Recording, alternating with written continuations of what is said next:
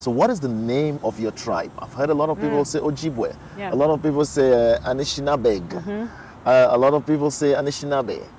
What is the name? Oh, so I say I'm Anishinaabe Ojibwe. The Indian.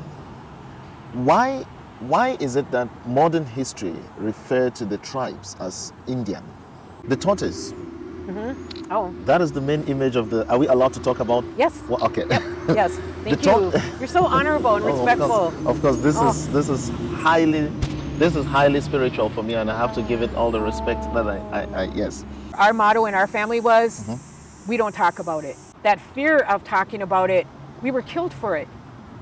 This medicine garden, it was a 2-year battle.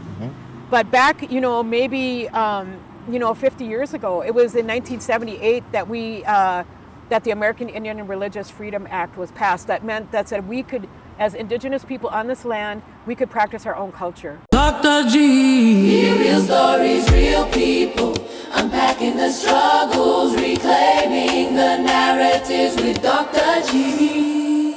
Here today is just to learn a little bit more and to honor the origins, the indigenous people of this land where we are.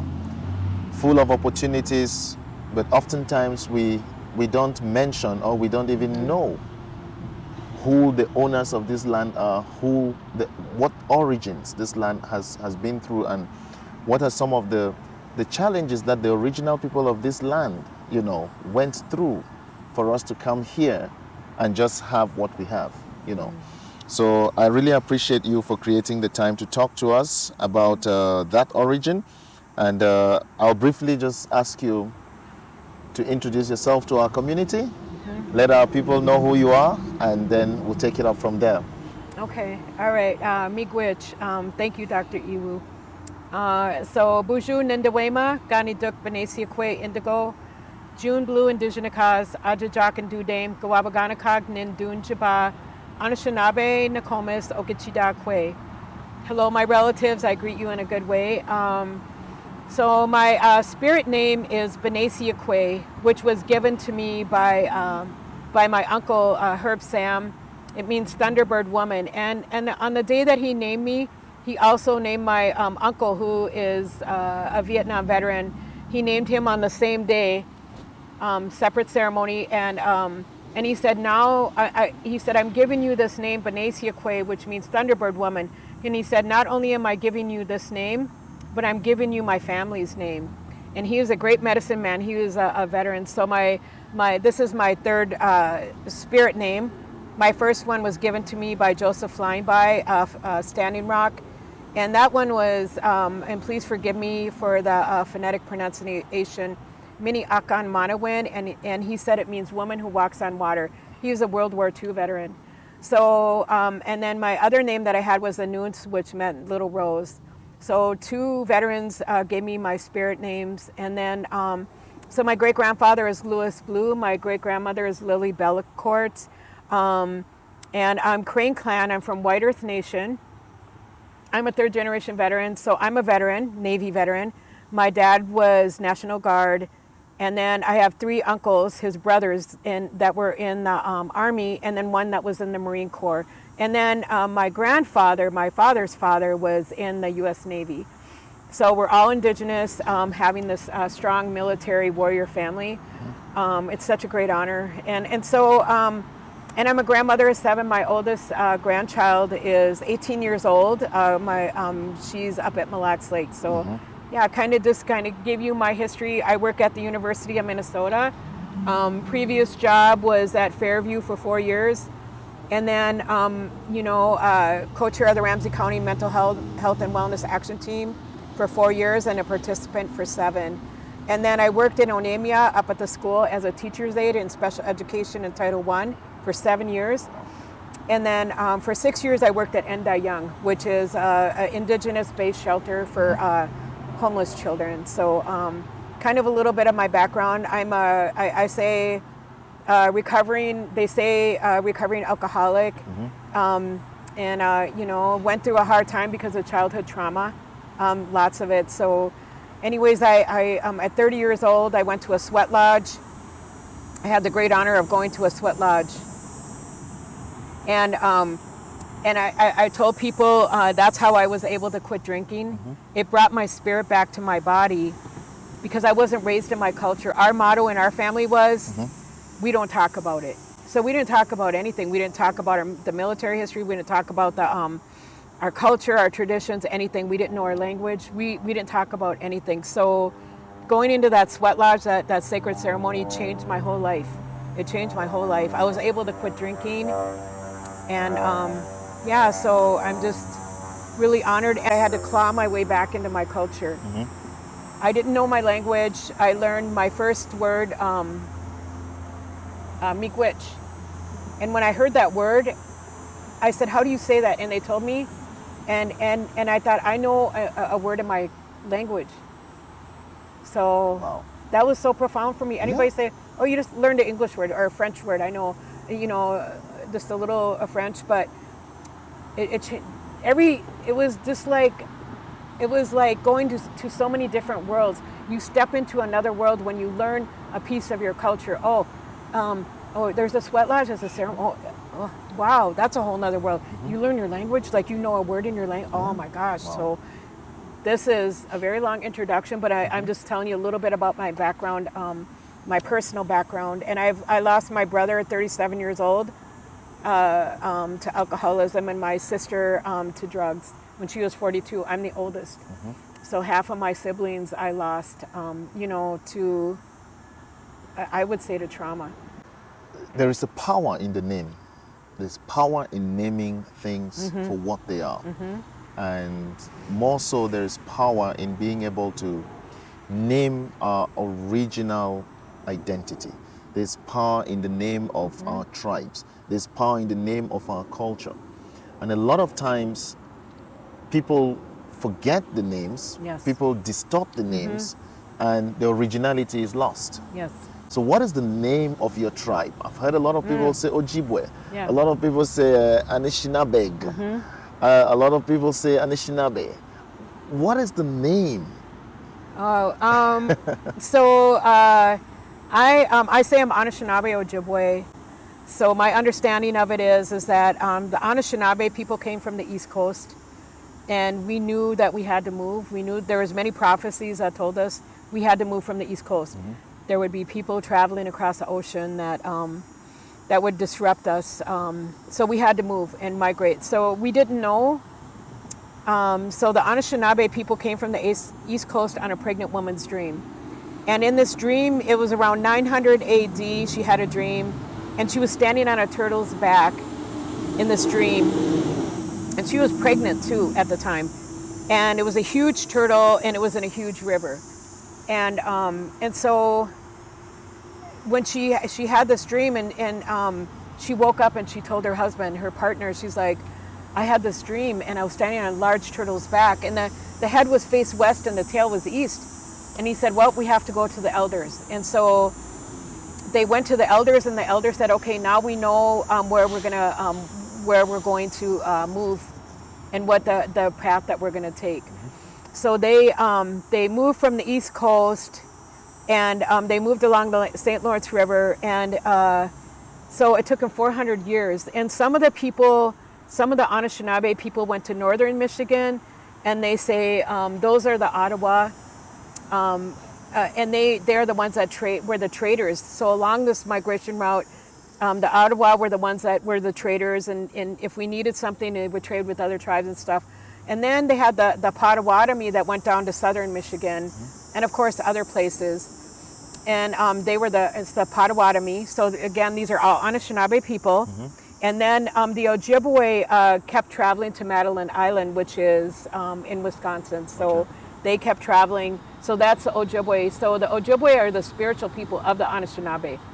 So and we arrived here, and in the prophecy it said to go where the food grows on the water. The food that grew on the water is wild rice. So when we came to the food that grows on the water, then we knew that we were in the right place. So we separated into 3 different parts of Anishinaabe people, and it's the Ottawa, the traders, the Potawatomi, the fire keepers of the Anishinaabe people, and then the Ojibwe, which are the spiritual people. So a lot of this information is in the Mishomis book. written by Eddie Benton Benet. So that's, but some of it I heard from other elders and stuff too about this. So so we migrated 400-year journey on a pregnant woman's dream. Now I kind of jokingly tell people, like, if a pregnant woman was to tell people right now, like, oh, we need to do this or we need to do that, people would look at her like, oh, you're hormonal, you're crazy, like, what are you talking about? Like, but women for our indigenous peoples all over the world are sacred.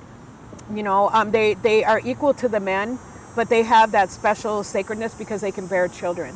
And so this whole society is so confusing and it's so damaging. So and so when one person is oppressed, then everybody hurts. Yeah. Even the men that are doing the oppression are hurting, and they're hurting because they're hurting somebody else. So I just think about that. Like, so yeah, that is where the Anishinaabe. So you can be Anishinaabe Ojibwe, you can be Anishinaabe Potawatomi, or Anishinaabe, Ottawa. So Okay. yeah, So and the general, the Anishinaabe is every all of these, the Potawatomi, the Ojibwe, they all Ottawa. have rightful claims to being called Anishinaabe. yes, Okay. yes. But every group has got their role to play in the tribe. And within the tribes, each of them, so you have clans, and I am Crane Clan. That is the first clan. And they say the clans came out of the water. So I'm Crane Clan, the first clan that was among the Anishinaabe people. And the Crane Clan, there's two leadership clans. It's the Crane and the Loon. And so Ajajak is the Crane and Loon is Mang. So those are the two leadership clans. The Crane Clan is a leadership clan, and they speak for their people, but only when given permission. So I can't just go say whatever I want, I have to be given permission by the people. And the Loon is the spiritual leadership of the clans. And then we've got the Fish Clan, and which the turtle is a part of. And the Fish Clan is the wisdom clan. And if the Loon or the Crane can't decide, or they're not getting along, then you have the Fish Clan come in and help them make decisions. So there's 7 clans within each, the Potawatomi, the Ottawa, and the Ojibwe. So of the Anishinaabe people, there's 7 clans. I'm taking us really back so that we can unearth what a lot of modernity, a lot of things in the modern world is covering, and we can unearth that, because unless we know, then we cannot fully respect. Right. Unless we know, we cannot say we fully honor the land where we stand on. We cannot say we fully honor the people who are the indigenous people here. Yes. And Yes. this is very important for us. And Which, the Indian, why is it that modern history referred to the tribes as Indian? well, the story that I know about is that this man came across the ocean, the one that we was the cause of our migration. So he it was his name was Christopher Columbus. Yes. And there was other nations that came, like the Vikings came, and they never, it wasn't before him. That's not told, and we never had the problems because they respected us. And so but he came across the ocean, and I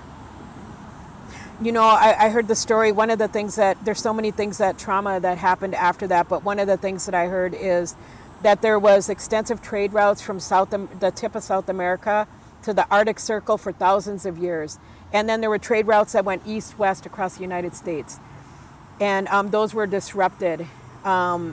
And there's prophecies that talked, again, and Anishinaabe prophecies, but there's prophecies of other tribes that talked about this person that would come across the ocean, and would he come with a good handshake, and if he did, then there would be peace, and if not, there would be a time of great struggle. And of course it was greed that and it was the church that came across too, that they funded him to come across the ocean. And so, anyway, so yeah, that caused a great disruption with our peoples. They say we are millions in the United States, and by the early 1900s, we were down to 235,000 people. That was it. We are not supposed to be here. Me being here is political. I'm not supposed to be here. My family isn't supposed to be here. So Indigenous peoples are not supposed to be here on this land.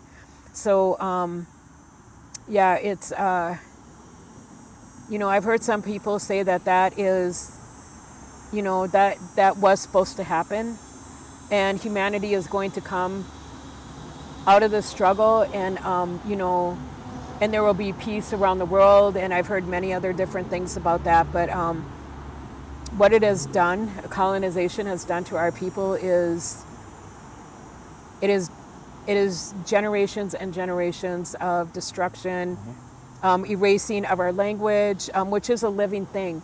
Again, I'm going back to when I told you I heard that word miigwech, and I was just like, it was so profound to me because I didn't know my language and it was never spoken in our family. And so it was so profound, like I learned one word, and then and so yeah, everything, the plants are living, the language living, our ceremonies are alive, like, and my dear brother, if I may, or I could say nephew too, that, I know you're Indigenous from Africa, and I know that you felt, your peoples have felt the same pain, and the disbelief and the confusion and the genocide that has happened. It's happened here.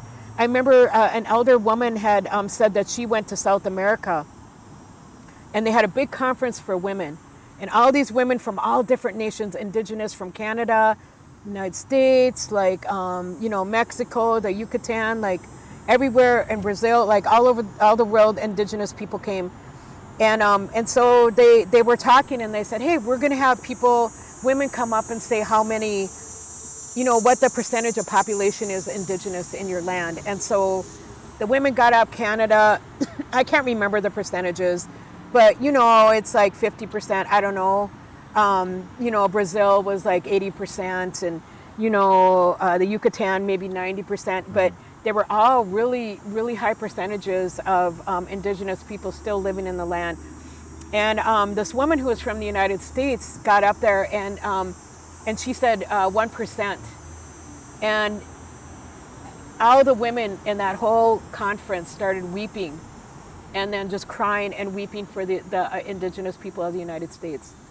Like, we're down to 1%, and we were millions. And I heard another story about a gentleman that said, well, I was there at this, and he was talking, and his name is Dr. Anthony Stately, and he was talking to some people about some things, and there was a woman who was white, and she raised her hand, and because he was talking about the genocide of the Indigenous peoples of the United States, and she raised her hand, she said, well, I just wanted to say that didn't the Native Americans battle each other? Didn't they have wars, and didn't they do that? And he was like, ma'am, I'm just going to take a deep breath right now, because if I don't, I'm going to say something I regret. And he just took a deep breath, and he paused, and he said, he said, yes, we did have wars. He said, but it wasn't the genocide of a whole population of people. And so that is to try to get a concept of the genocide that's happened here in the United States. Yeah. And the United States was built on stolen land and literally slave labor. Mm-hmm. The wealth of the United States was built on the backs of my relatives. My grandchildren are Black, Native, and white, and this is how the wealth of the United States was built. Yeah. So you mentioned about the genocide that happened. You mentioned about the travel of Christopher Columbus. Yes. And I know when he left Europe, his intention was to go to India. Oh yeah, that was a question. Because he did not know the route. Yeah. He just decided, I'll follow the ocean. Yes. And he met people and said, oh, this is India. Yeah. Yeah. My intention was going to India. Yeah. I believe this is India. He's an idiot. And from that moment, the name India Yes. remained with the original people of this land. Yep. Do you feel okay when somebody calls you Indian American? No, I don't. They should call you your tribe's name. Yeah. Yep. And get to know. And if I may, you know, you had shared with me that you had come from Africa, and you have not been here that long. I don't want to tell your story. I don't feel like I have that right, but one of the things that you're doing and you intended to do was to learn about the indigenous people of this land. Yes. And about them. And if I may, one more thing is that you had told me that your tribe is indigenous to Africa. Yes. So it's I feel like you connecting with the people here, original peoples of this land. And I don't, I like to say indigenous. Other people say Native American. You know, but you know, and then I've heard other people say, well, I'm Anishinaabe. That's who I am. That's that is my who I am. You know, my blood and throughout everything that I am, I'm Anishinaabe. Yes. So that is first what I am, and then I am Anishinaabe Ojibwe. But you know, I do a lot of times share with people, like within the systems, when they're talking about many people, many tribes, and I would say indigenous. And I'm going to tell you, like, what I do when I send emails or any reports that I'm writing up, indigenous is always capitalized. Our sacred medicines, cedar, sage, sweetgrass, tobacco of the Anishinaabe people, that is capitalized too.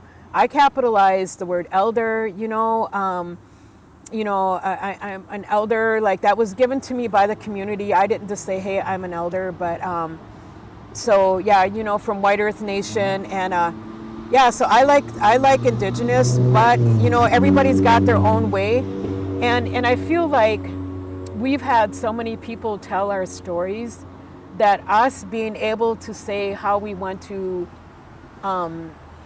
introduce ourselves is very empowering. And so you're right, you know, nephew, like you are right. Like I say Anishinaabe Ojibwe, but then I say I'm indigenous to North America. So Turtle Island. Yeah. So yeah. I mean, that's very important, and I'm really pleased. Even when I was way back in Africa, I read a little bit about the indigenous people of the United States of America. America is a continent.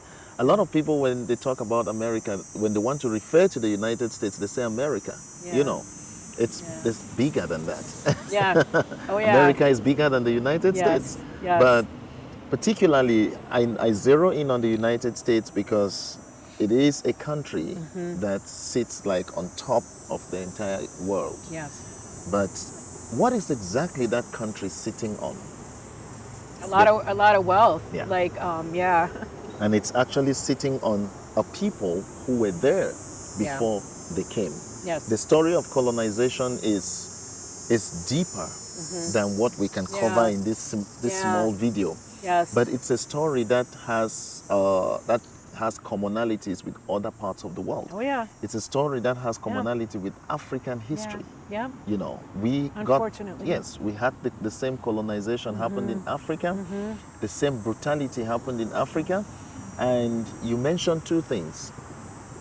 The wealth that America is boasting of today is a wealth on the back of a people who were totally almost being wiped out. Yes.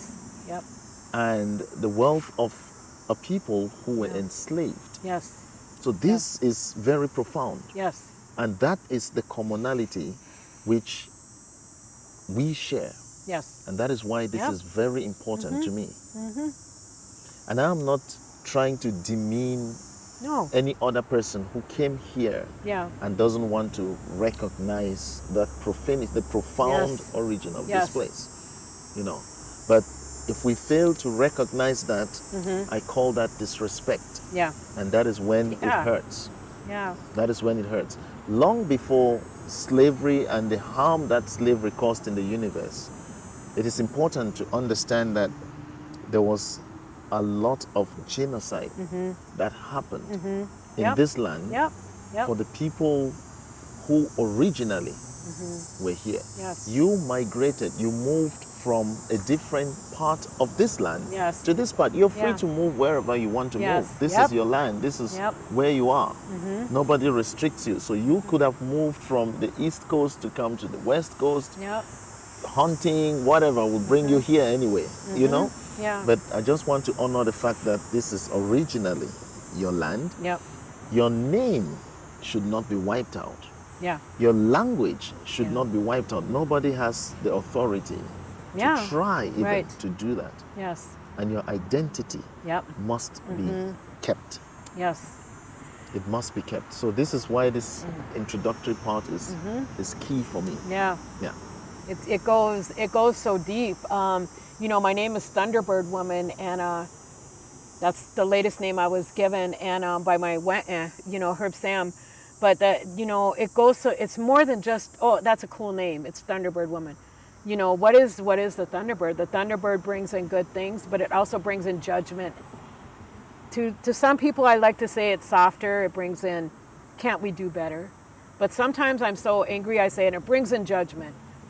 And the Thunderbird fights the underwater creatures, and the Thunderbird protects human beings from evil spirits. And and so I think about the people that came across the ocean. I would never go into someone's house. Just walk in their house and start taking things, or start thinking it was okay to. If I come to someone's house, I know that's somebody else's house, and I will bring them a gift, and I'll say thank you for letting me come to your house, and I honor you. And so, but the people that traveled and migrated across the ocean didn't come in like that. There was the French people. The Anishinaabe traded a lot with the French people, and we actually let them marry the women. And they said, oh, now that you're going to marry our women, we're going to give you a clan, and you're going to be the Martin clan. The Martin clan were the police. So in essence, what we said to the French, okay, you want to marry our women, well, you get to be the people that patrol the outside, and you get to defend. You get to be the people that are going to be ride or die, if I may. To protect our people. Yeah. Yeah. So we're gonna make you put your money where your mouth is. Like you say you want to be a part of us. Well, okay. Well, you're gonna have to stand up then. And so the French came in. Not all of them, but so we actually made them one of a clan of the Anishinaabe people, one of the 7 clans. So, but most of the people that came over here was with manifest destiny. And that was like saying it is our destiny to kill these savages, kill all their food, the bison, and I remember I had a healing circle with many different cultures, races, religions, and there was some white man in there, and very respectful white man, and I was passing around the smudge and stuff, and we were smudging. And I said that the best thing that you can do is to honor your ancestors. And I just said that to some people that a department within the U of M that came and visited me. And I said the best thing you can do. This is why you are disconnected from who you are, and to go back and to honor your ancestors. They did sacrifice.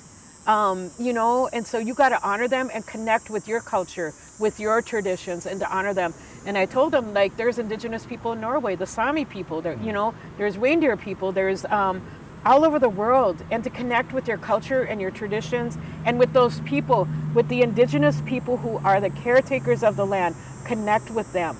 And so that's what I told them. And these white men, start crying because they knew what I said was true. When you connect with who you are, I always tell people, we say, Anishinaabe people say, in Endampadego Day, I think with my heart. I am Okichida, I'm a veteran. But the old translation of that is he or she who has a big heart. And when I went to that sweat lodge, the first time I went, when I had been struggling with alcoholism, when I went to that sweat lodge, I came out of that sweat lodge knowing who I was. I know who I am. I am Benesiakwe. I'm Anishinaabe Ojibwe. I'm Crane Clan. I'm a grandmother. I'm proud to be a grandmother. I'm 61 years old. I'm proud to be 61 years old because a lot of my family didn't make it.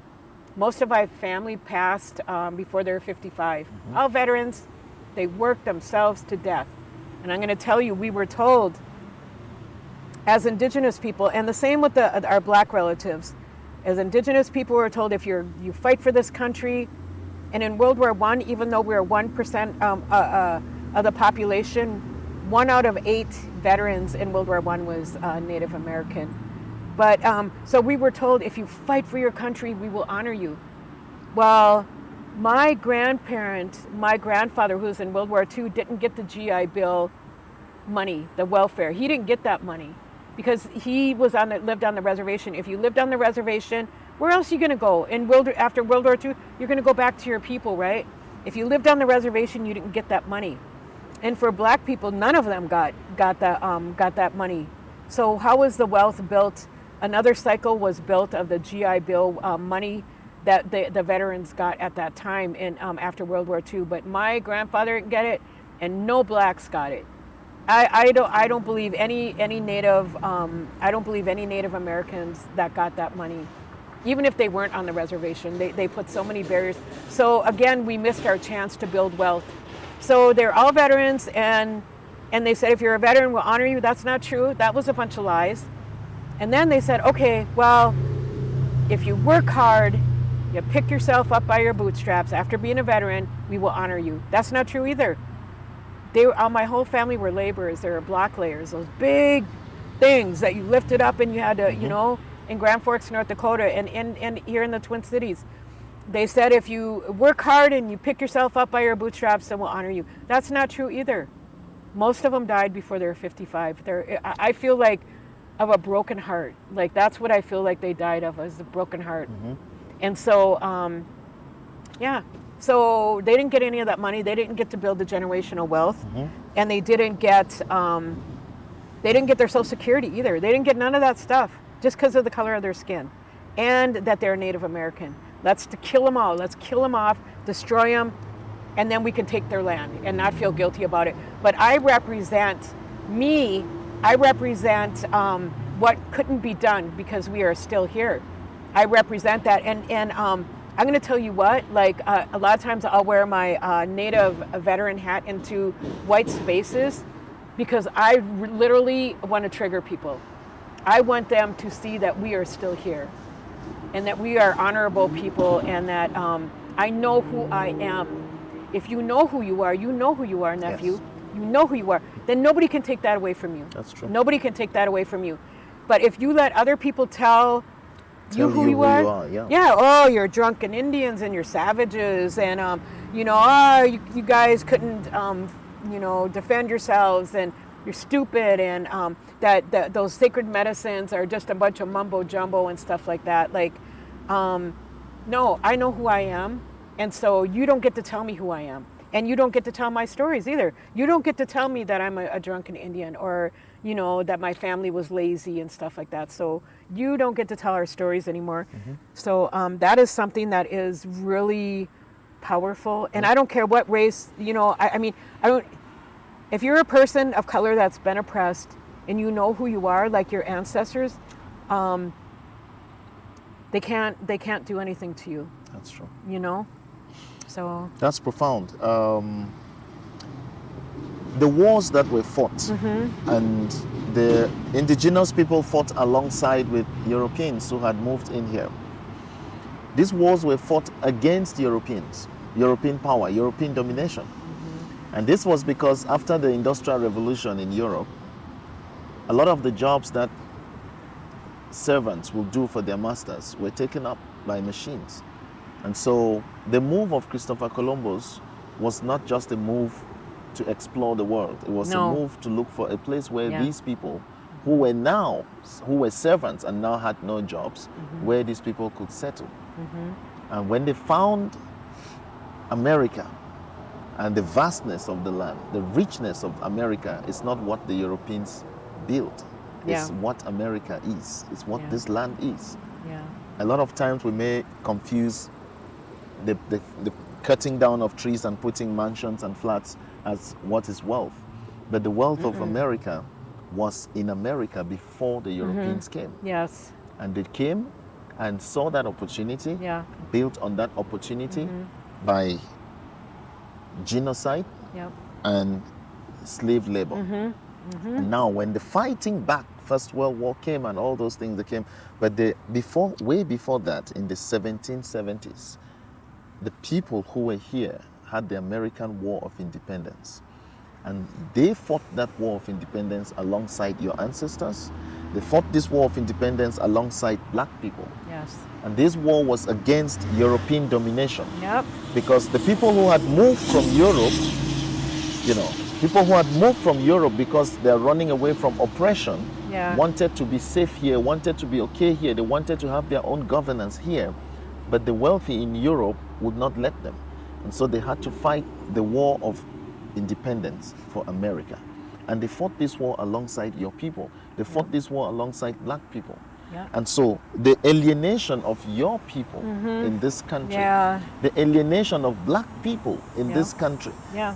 when they call somebody Yeah. African American, I say, Yeah. no, why African first? Yeah. You are American. Yeah. Yep.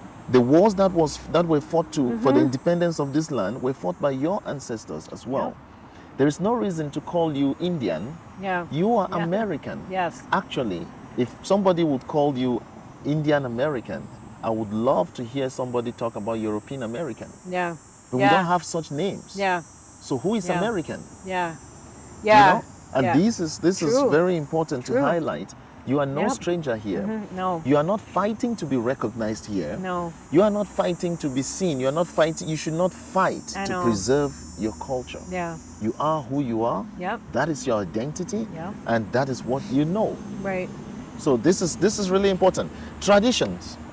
What are some of the key traditions of the Anishinaabe people? I know we are sitting right here in front of the medicine garden, Yes. which is, I just wish a lot of people, you need to come and visit this garden and see for yourself. But we can't show it on the camera because we respect and honor the spiritualities that this garden carry. But we are here, and the image I see here in this garden, which has been carved out with stones in a very spiritual way, Yes. says a lot about the traditions of your people. It says a lot about the traditions of the indigenous people here. So, what are some of the traditions that have been passed down despite the adversity, despite the genocide, despite people trying to suppress you and take away your identity? But you've kept on passing and handing down traditions upon traditions to younger generation. Tell me a little bit more about some of the core traditional beliefs of the Anishinaabe people. Well, first of all, if I may have a little disclaimer, I know a little bit of, some things, where the thing that really was strongest with me was the ceremonies, because that is what got me out of addiction. And so the ceremonies are the strongest thing for me. But that some people, it might be learning how to build sweat lodges, or some people it might be learning the language, which I have learned a little bit. And some people it might be going out there and protesting and advocating for our people. So there's many different routes that people take. And so for me, the most important thing was to go to ceremonies. So I was able to attend many sweat lodges, and a lot of them I took my grandchildren into the sweat lodges. My daughter, I went with her to a sweat lodge. So the important thing for me is to pass down this culture and this traditions down to my children and my grandchildren. And it's up to them if they say, oh, I want to do this, or I don't want to do this. It's up to them. But at least I did what I could to show them what I know. And so the sweat lodge, so it's for this medicine garden, it's over at Ramsey County Extension over by Eldridge Arena. One of the things, it's got the 4 sacred medicines in it, so that's very important to me. And it's got cedar, sage, sweetgrass, and tobacco. And then it's also got some medicines that we use, like yarrow. It's got mullein, and Yeah, it's got red willow, which is a form of tobacco, and then it's got Nicotina rustica, sweetgrass, and sage, and cedar. Like, it's got all of these different medicines. I remember when I worked at Young, I told you that I worked there, and I worked with the children there, homeless children, Native American. That's a whole nother story. It's actually a money-making machine. It's stealing our children and then giving them to other families.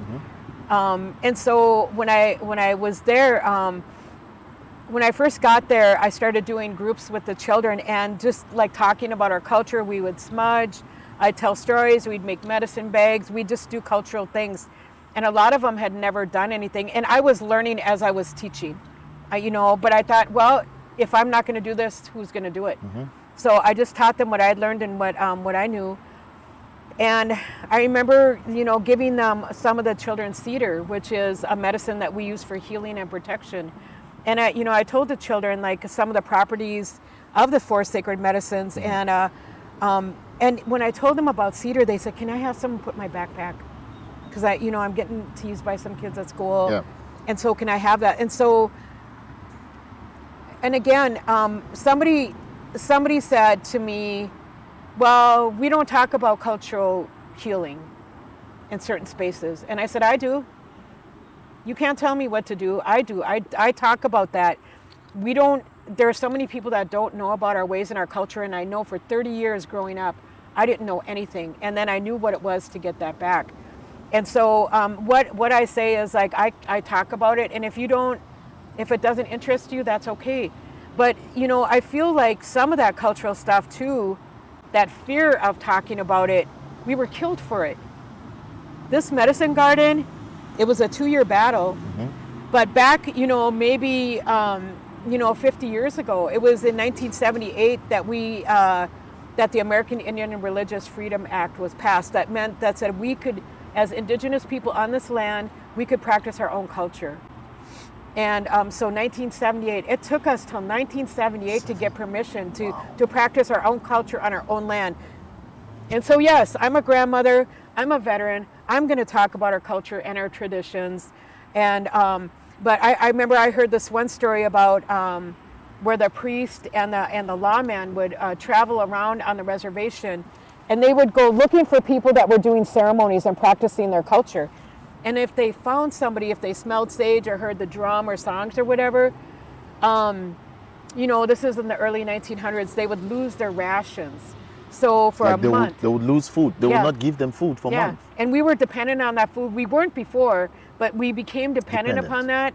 And so then we lost that. Another thing what they did, a tricky thing that they did, I heard from an elder that they called it welfare whiskey. So what that was is they'd give us our commodities, this gross food, and then they would put a bottle of whiskey on top of it. And then they'd give it to the families. So there was many ways that they tricked us. Some were subliminal, some were microaggressions, and some were flat out like hunting us down. The people that knew the culture and the traditions were hunted down, and they had a higher bounty on their heads because they had that ability to teach other people about it. So, I wanted to do a medicine garden to share with everybody about the culture, traditions, and so I attended many sweat lodges. I've attended Big Drum. I've attended Medeowan lodges. I attended Sundance. I was invited in, and sometimes I brought children. So I actually brought children to Sundance. From the shelter, from Young the shelter, and even youth in the programs. I went down there to Sundance and brought some of them up to Medeowan ceremonies up north, up there, and then brought them to Big Drum. We were invited to Big Drum by Dave Matrius up at Mille Lacs, and he said he came to the shelter and talked about the Big Drum and where it came from and all that whole story. And then I said, oh my gosh, the way he was talking about it, it lifted my spirit, like I wasn't even walking on this earth anymore. And here's these children like sitting there looking at him and listening to everything he said. And so I said, do you think it would be okay sometime if we came up there? And he was like, yeah. He said, I'll get you hotel rooms and you come on up and you bring the children up there, the youth, and come on up there and we'll do that. And so We did. We went to Big Drum. So the importance of bringing the children, especially, it was important to me only so I could share with them, the children, my family, my grandchildren, nieces and nephews, you know, everybody that I can, like, and you always have a choice. You could say, I'm not ready for that. I don't want to learn about that. That's your choice, you know, but at least I did what I felt like I needed to do, was to share. And then we just go our own ways.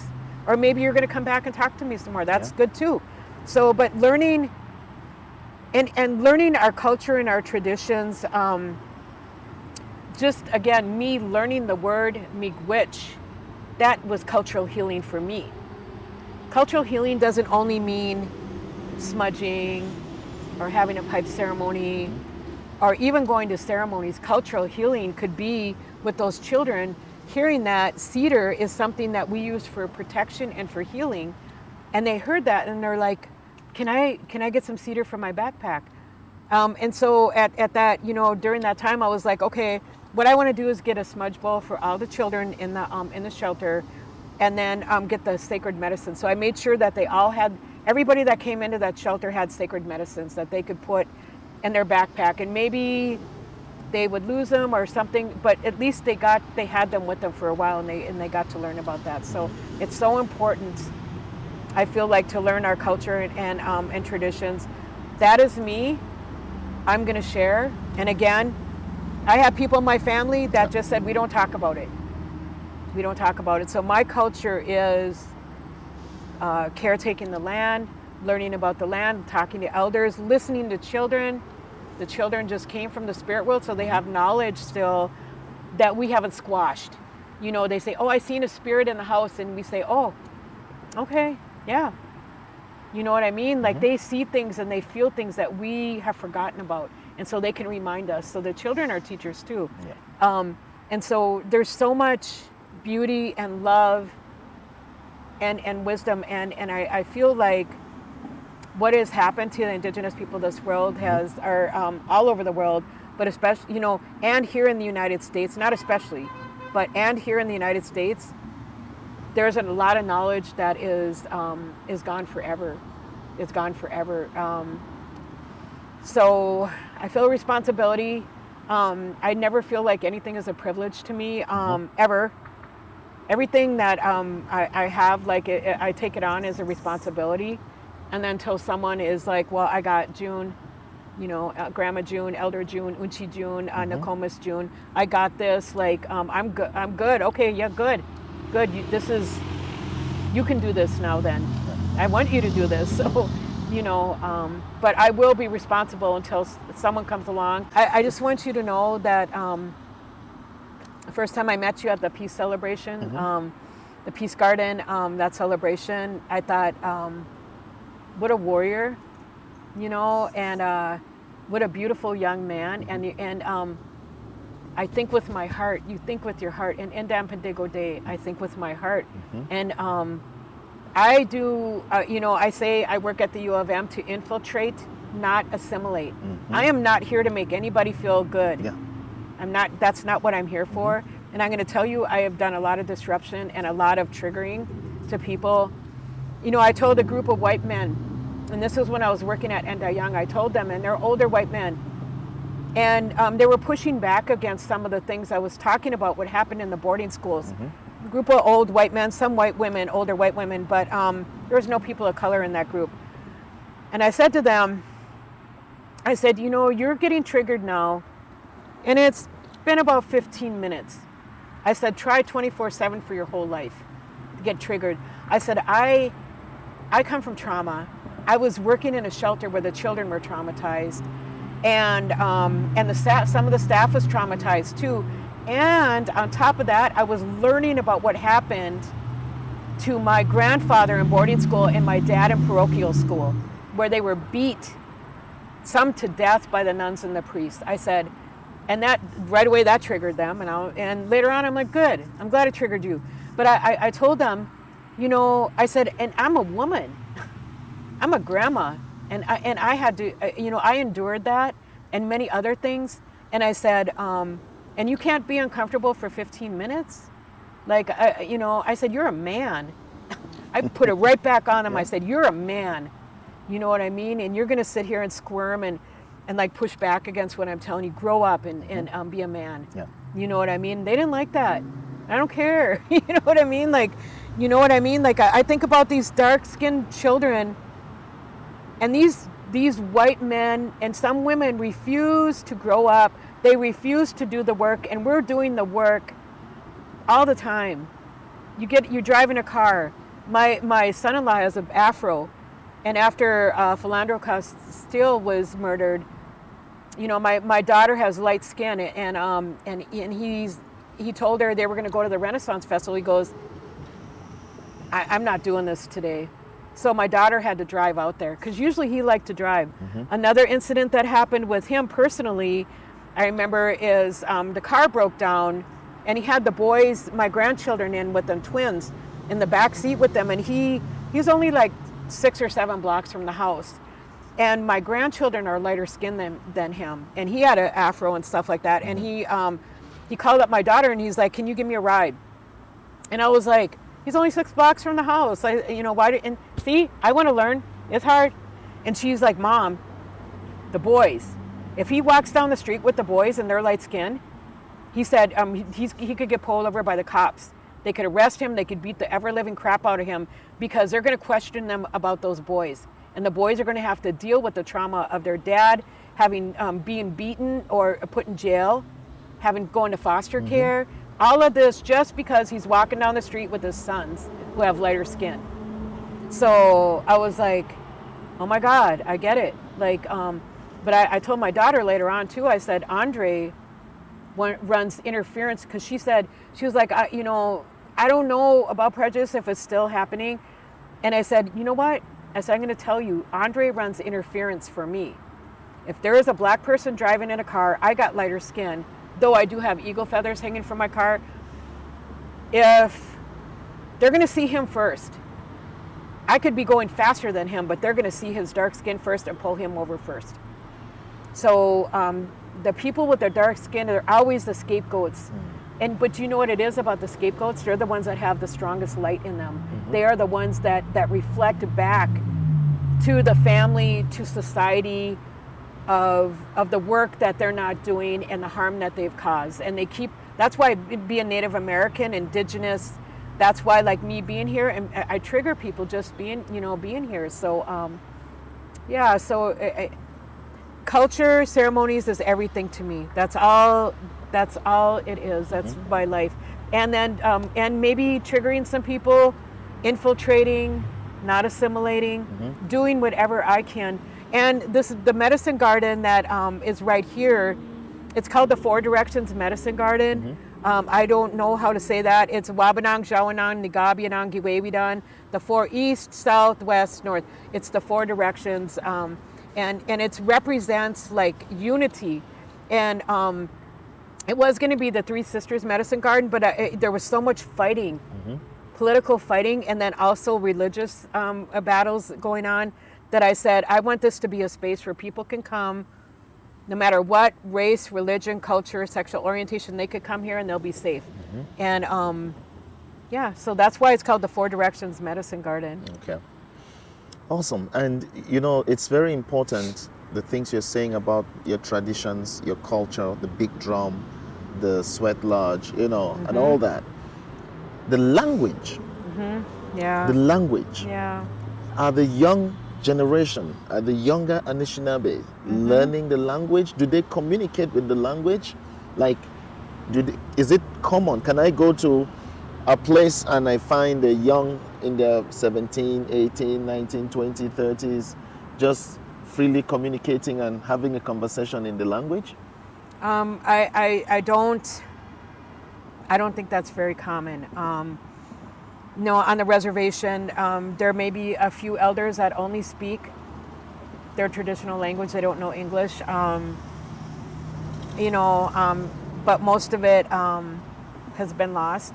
They're trying to do recordings of people that speak that language, the old language, so that that we can hang on to that. It is, again, a living thing. And there, in some of the schools, like over in Minneapolis, they're teaching it, and there are some schools that are teaching the Anishinaabe language and the Dakota and Lakota language. Okay. And in universities too, they're learning it. So one of the resources that I have is the University of Minnesota. I know there was a person that is Anishinaabe and they're Medeawan, one of our spiritual people. And they had said that that's a book that they use is the Ojibwe dictionary from the University of Minnesota. So if I don't know a word, I will go into there and look at it. But it's hard. It's hard because Indigenous languages are like verbs. They're not nouns and pronouns. And one of the things for me learning my language was I learned about living things. I learned about Mitig, the tree. I learned about the garden, the Giptagon. I learned about medicine, Mashkiki, medicine garden, Mashkiki Giptagon. And so I learned those words. I didn't learn fork, chair, spoon, bathroom, car. I didn't learn about those things. I learned about the water, Nibi, the water. I learned about some of the ceremonial words, but a lot of the natural things I didn't learn about. I didn't go to a school. My heart learned.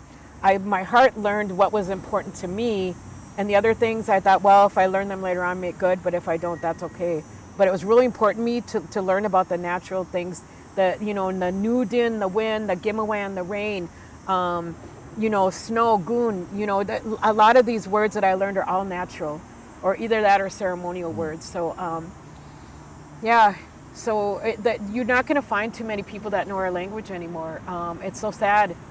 Again, I think about that woman that got up in front of all those nations of Indigenous people and said, we are only 1% on this land.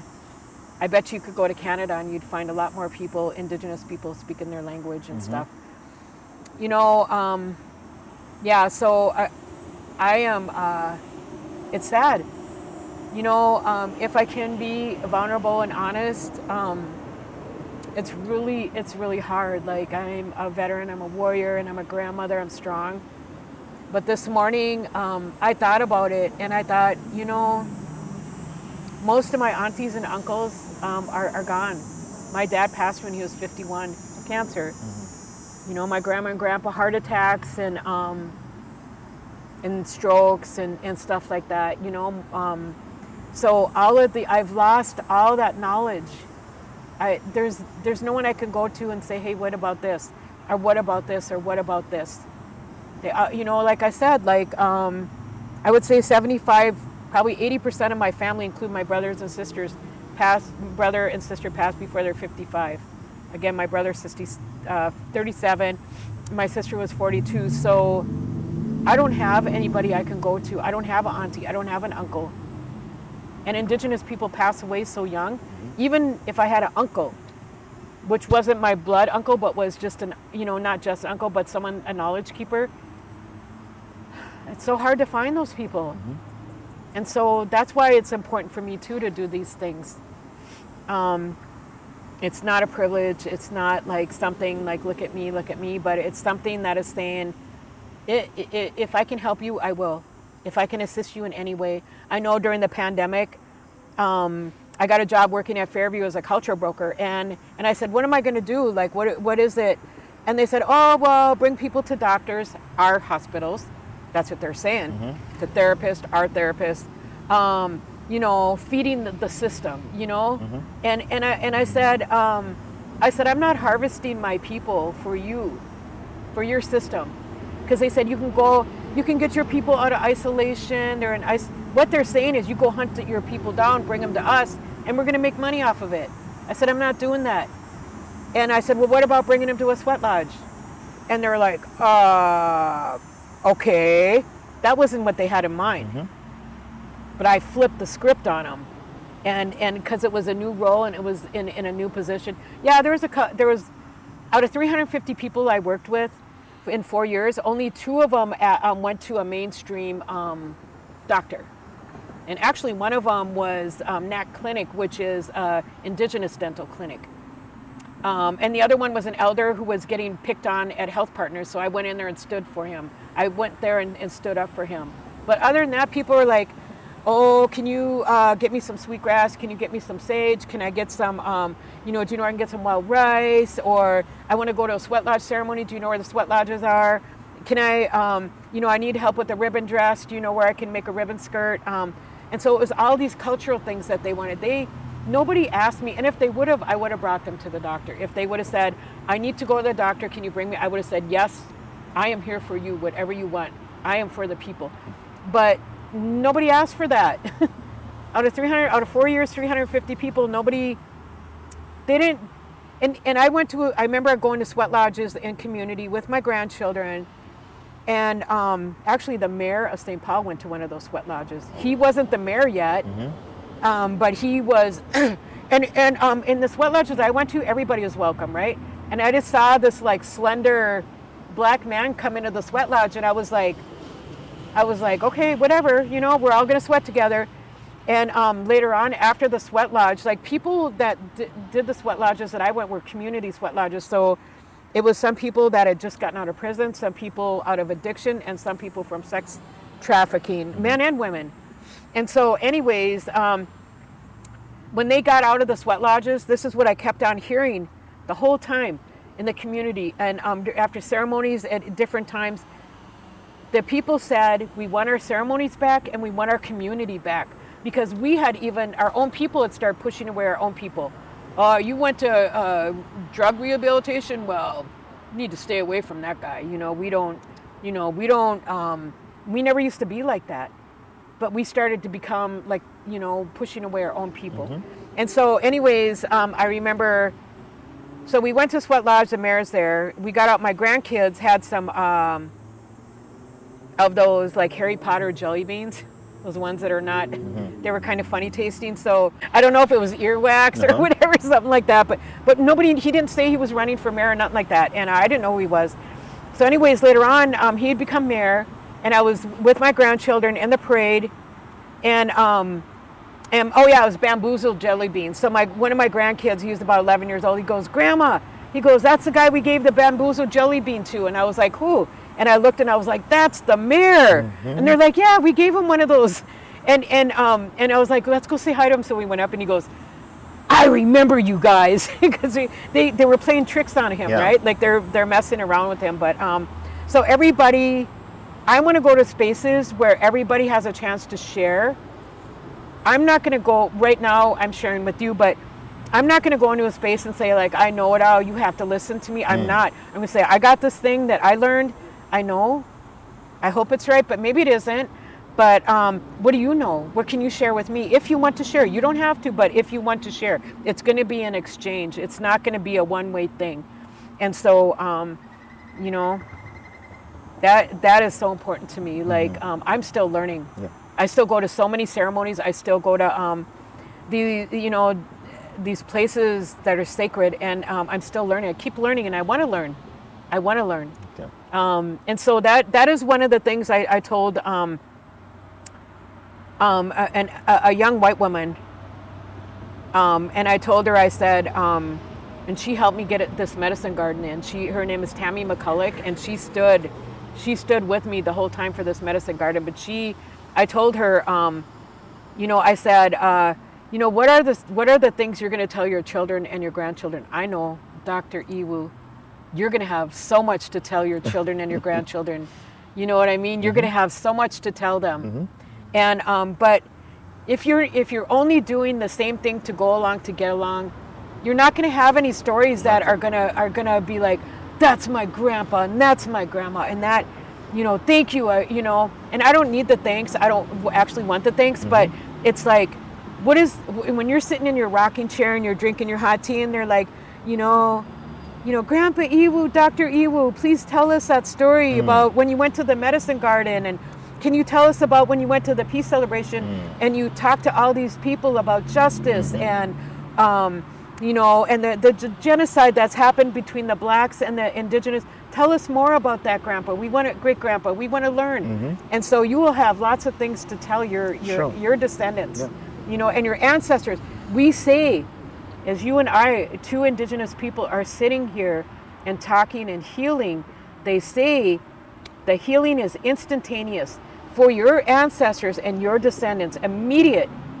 It's not going to be 20 years in the future. It's not going to be, for your ancestors, maybe in 20 years they're going to heal. No, it's instantaneous, the healing, that we're having right now, and we're doing for our peoples, for all humanity. Because when I'm healing, there's people of other, white people that are healing too. They're healing. That's because true. what affects me affects you, affects them that's driving. Their spirits don't know that they're driving by a sacred medicine. I mean, their physical bodies might not know even what this is, but their spirits know. Yeah. They know this is a sacred, their spirits might even come out and check it out real quick and then go back into their body. And so you and I had talked about spiritual warfare, and it was a 2-year battle again. And I know many people go through many battles to bring justice. I'm a strong believer in justice. Not always forgiveness. Not always. That's not for me to forgive. That is for Creator. That's in His hands. For me, I want justice, and it can't come quick enough for me and for our peoples too.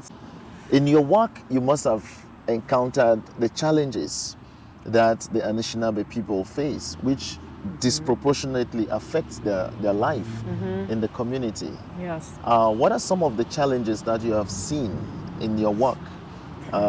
By the way, is it nutrition? Did I capture it well? Yes, it is a SNAP ed, but and then a part of that is health and wellness. And health could mean mental health and or physical health. Yeah.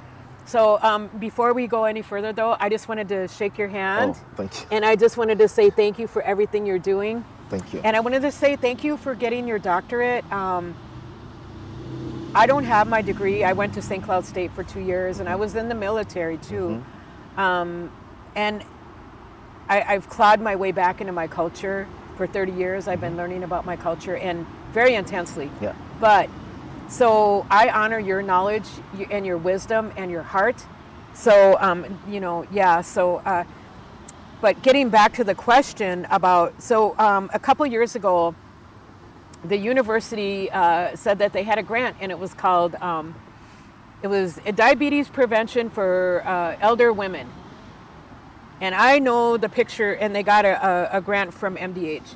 And I know the picture that they had in their head was, I was going to go around and talk about wild rice, maybe had a few classes, cut up some vegetables, and I said, if we're going to do this, we're going to do it right. Yeah.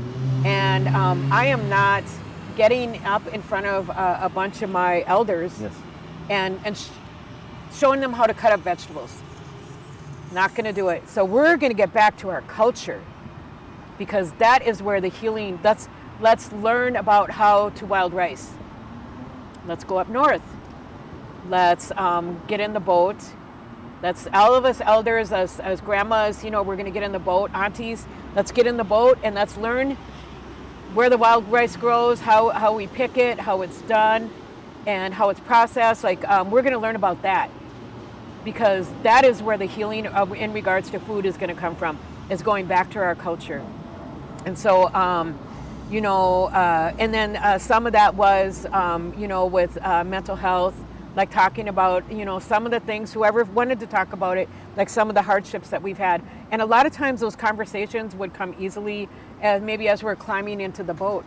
I'm just going to tell you a little funny story here. I was afraid to get in the boat because I had never wild rice before. And I was in the Navy. You're supposed to be this strong. and water, Navy's all water. Yeah, and I seen that boat, and I seen it was real close to the water. It was like a canoe. And then one of the elder women got in, and the boat sunk. Whoa. It sunk down real low. And I thought, man, I don't know what's going to happen if I get in there. I don't want to, I did finally, and they're all clapping, yay. But I kept on letting other people go ahead of me. I was like, you go ahead, you go. And they're like, June, get in the boat. I was like, all right. So I got in the boat. And we went out there in the water and stuff like that. So that is diabetes. That if I told the and so I shook it to its core. The University of Minnesota, I was like, we are not going to do what you guys want us to do. We're going to say what we want to do. So we gathered together and said, what does this look like? What do you want to do? We went and picked medicines. We went down to a park Lebanon Park, I think it was, yeah. And then we learned about some of the sacred medicines. Yarrow was part of it.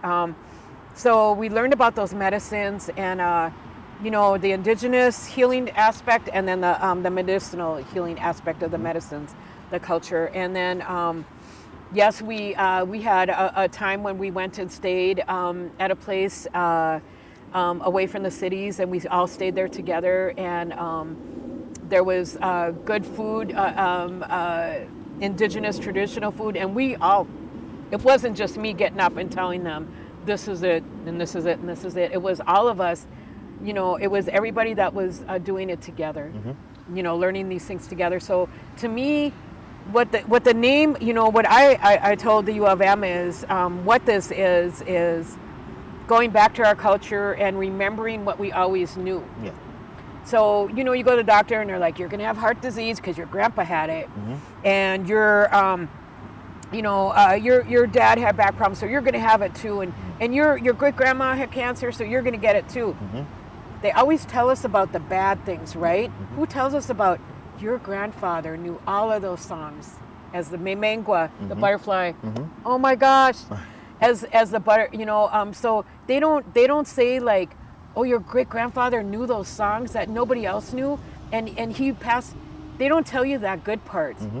They don't tell you the traditions that your mom knew about weaving, whatever those traditions are. They only tell you the bad things, and so you're carrying that around like, oh, all these bad things, and you're not knowing what's in your DNA is all those good things too. And that's what that project was, is to bring up those good things too, and to say, I know who I am in Endam Pendigo Day, I think with my heart. Just so you know, I got my very precious gift, and I'm going to make sure that my family, I have a small family here, I'm going to make sure that they understand the importance of what you gave me as my gift. And it is sweetgrass. Sweetgrass. And sometimes we call that Mother Earth's hair. And when you burn that,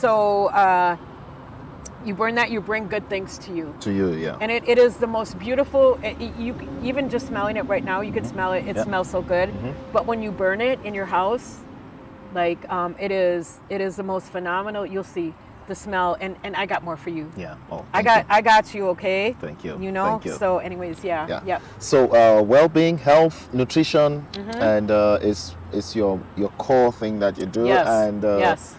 It's very important. If we are not healthy, and we are not well-fed or well-nourished, that is a part of social justice that most people sometimes don't look at. Social justice is not all about marching in the street. No. It's not about the law being in the courthouse. It's not only about the advocacy in the street. But if you take away food, good food, and I'm talking about if somebody is not well fed, if somebody is not well catered for, their well-being, their mental health, that in itself is huge, because without those fundamental needs, those fundamental basic needs, you cannot even have the ability to do other things. No, I know. So, if our people are deprived from this basic health care, or deprived from nutrition, then we have really killed a very basic part and a strong part of their resilience to fight for social justice. That's right.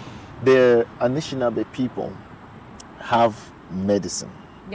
Which is very important, and this medicine has been there for ages. It has proven thousands of years. It has proven to work for our ancestors. It has proven to work well before modern medicine came. And this is not to dispute science, but hey, science was long existing before we had chemists who came and invented this and that and that. All of that was a build up to what was already in existence. Here is the medicine garden. If somebody comes here and they walk in here, they just say, oh, I see a tree, I see a tree. There are just about 4 plants here. But they don't understand unless you walk them through every single leaf you see here for them to understand the wealth, the science that is in this garden. Why is this medicine garden so important to you and your career? Actually, like, it's the work that I'm doing at U of M, again, infiltrating, not assimilating, and any way that I can to raise awareness or to say something that will jostle something in somebody's either heart, their spirit, or their mind. Like, what is she saying? So I remember, one of my brothers had told me this teaching about tobacco, and he said, I was going to bring him some tobacco, and he said, well, don't you know, you don't need to bring me tobacco. He said, don't you know that tobacco can travel time and space? And I was like, what? Because I was always taught when you talk to an elder, you bring them tobacco, like you respect them, you show them that, and if you're asking something of them, like you bring me, bring some tobacco and stuff like that. And so I was, hey, I got to talk to you about something. Can I bring you tobacco? He's like, nope. He goes, you can travel time and space with tobacco. He said, you hold that tobacco in your left hand because it's closest to your heart. So that love from your heart and those prayers from your heart goes down your arm into that tobacco in your hand, in your left hand. He said, so you hold it in your left hand, I'll hold it in my left hand, and then you can ask me what you need to ask me. So I asked him the question. But later on, after I got off the phone, I thought about our conversation, because I do that, like I think about things. And I thought, if I can travel time and space, when I'm praying with tobacco, I'm going to go pray for myself when I was a little girl. I'm going to hold that tobacco in my hand, and I'm going to pray and think about that. Like, and I'm going to pray for my grandkids when they get older. That's what I'm going to do. You know, I'm going to pray for everybody on this earth. It's going to have an effect. So I believe that, and so having that belief of the culture, of the medicines, tobacco too, like we will use that medicine culturally we'll pray with it. Like my grandkids, when I go swimming with them, I'd say, you guys, we got to put some tobacco in the water. So we'd pray with that tobacco, and they'd hold it up to their heart, and they pray with it, and then they put it in the water. And I ask those spirits in the water to keep us safe, because there are spirits in the water that keep us safe. When you go into the woods, before you go into the woods, you ask them permission. You ask those spirits in the woods, can I please get permission to come into these woods? And you're holding that tobacco and you're praying with it, and you put that tobacco down. And so you're kept safe then. A lot of people just walk into the woods, like they just walk in there, tromp around, like, oh, look at this, and oh, what's this plant? They'll start stepping on it or whatever. They're not even knowing what.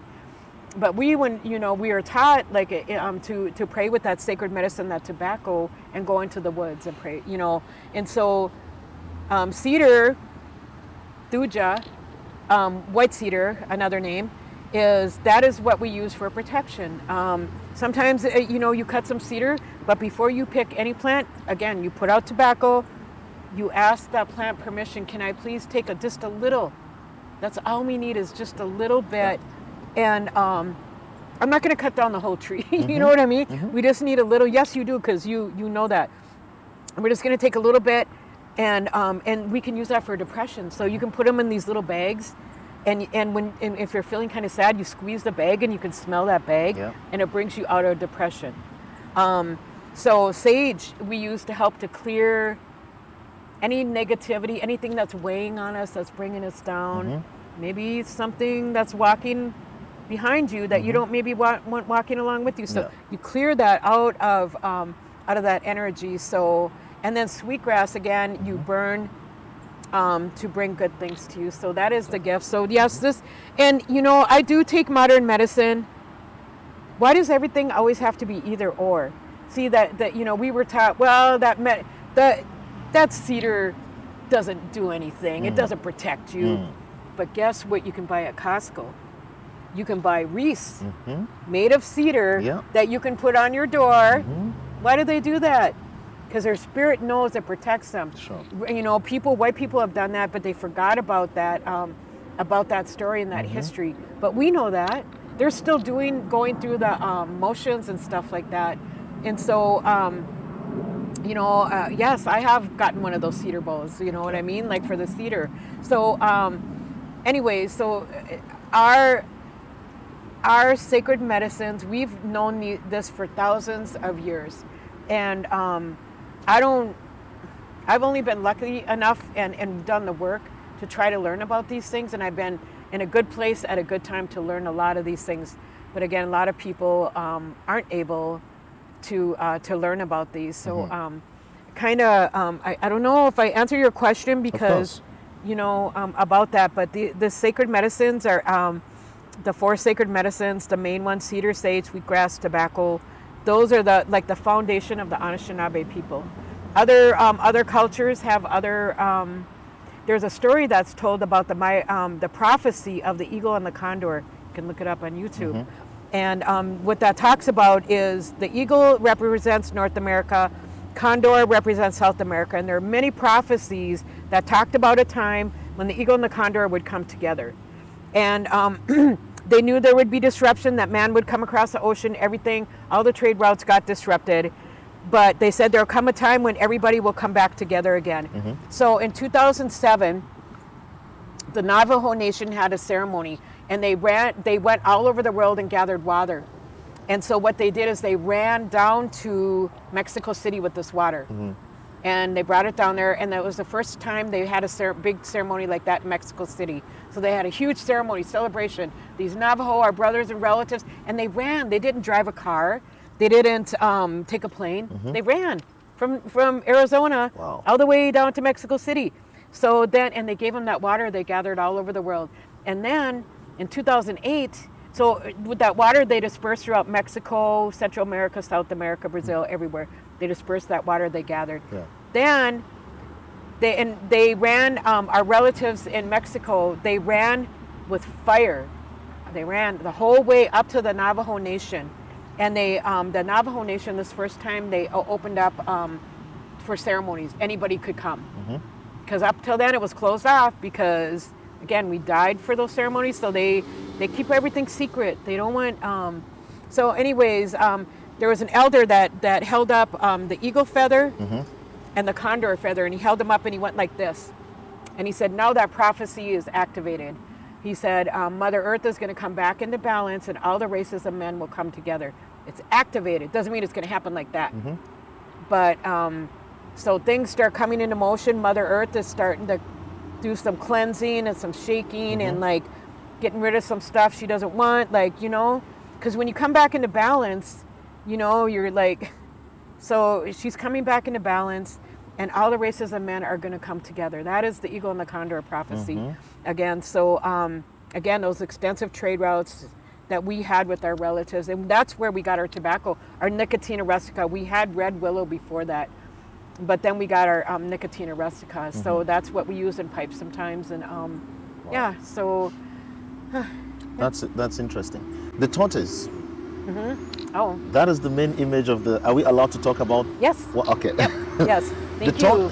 You're so honorable and respectful. Of course, this is highly spiritual for me, and I have to give it all the respect that I yes. So beautiful. The tortoise is the main event in the medicine garden. Yep. And I know you gave me a story about the pregnant woman standing on the tortoise and facing east. Yep. What is the significance of a tortoise for the Anishinaabe people? Anishinaabe people. You got it. You got it. So, the turtle was significant for the Anishinaabe people. The woman, the pregnant woman, had that dream around 900. She had it around 900 AD. She had a vision. We knew we had to move, so she had this vision of herself standing on a turtle's back, a huge turtle in a huge river. The turtle's head was faced west, the tail was east. And we knew we had to move. So, and we didn't know where we were going to go, we knew nothing about this. We just knew we had to move. Our prophecies told us. So anyways, she woke up and she told her husband about this dream. And she said, this turtle was huge and it was in a large river. It was in a large river. So he said, well, we have to go talk to the elders. So they went and talked to the elders. And again, this is the turtle, and so we migrated. It took us 400 years to get from the East Coast to around Michigan, Canada, and Wisconsin and Minnesota. So around 1300, we arrived here where the food grows on the water. But the turtle for us represents wisdom. It's the fish clan. So the turtle is, this medicine garden is it is a turtle. It's shaped like a turtle. It's not flat. It is it's dome shaped like a turtle's back. It is, yeah. Isn't it? It's so beautiful. And the grandfathers that separate there's 13 sections on this turtle that represent the 13 moons. So it is a true turtle. So it's got the sections. And the head this turtle head though is faced east, and it was measured out precisely to the micro centimeter, like the millimeter, the smallest, the direction. There was a compass, and everything was used to measure this medicine garden exactly. And the tail in this medicine garden, this turtle is faced west.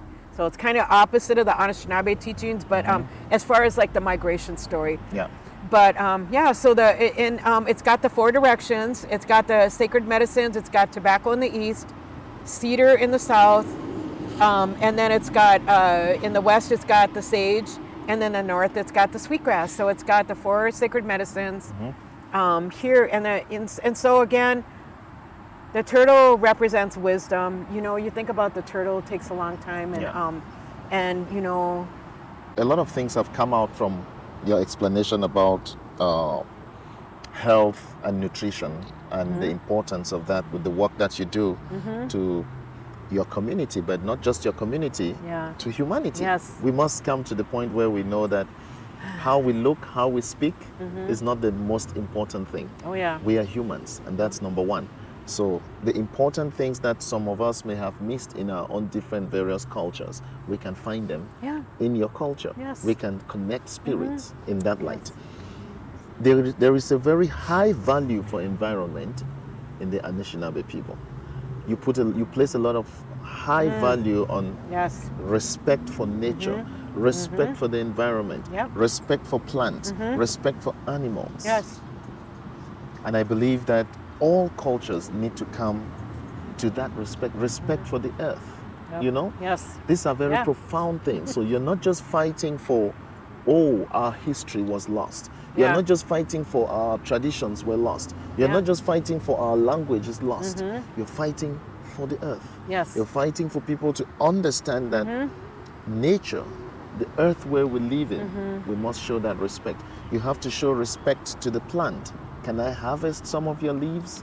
You know, can I touch this? Can I, you know, all of those, they may sound simple, but they are very profound. Yeah. And I believe that the Anishinaabe people, if they can show this respect for nature, for plant, for earth, for animal, what more of people? So tell me something about respect in your culture. So respect, you know, I respect you.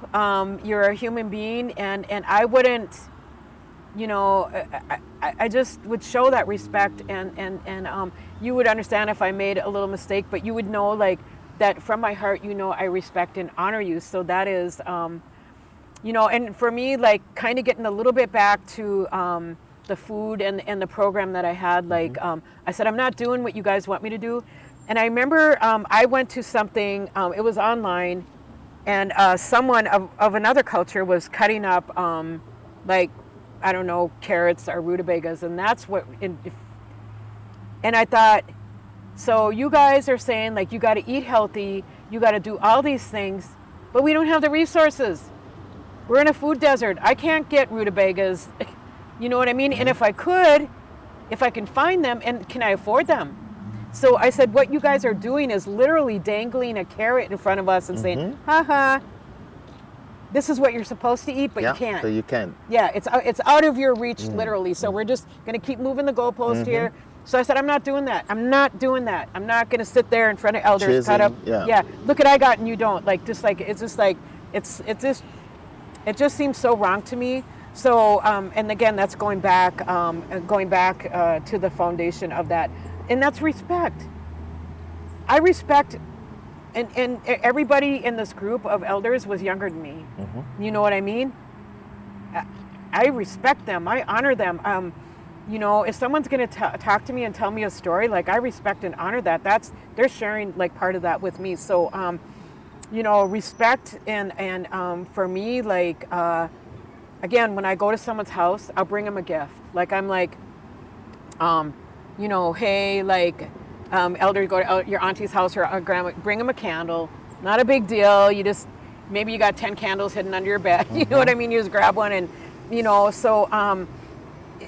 The respect for the earth, like I'm pretty sure right now that wild rice is considered a living thing, like not just like a living plant, but like a living entity at White Earth Nation. Like we have done that with Monoman. That was in our prophecies.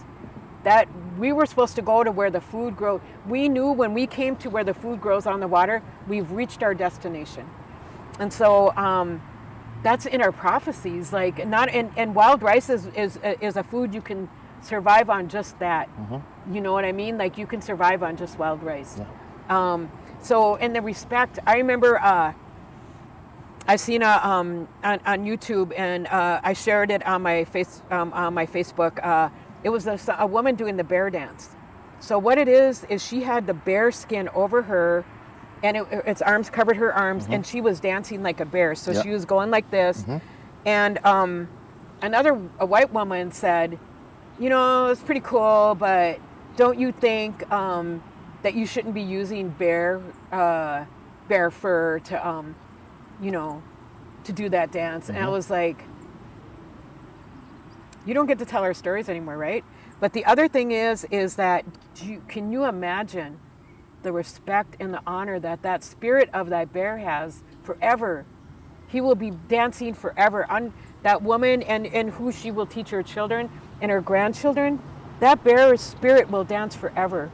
You don't understand.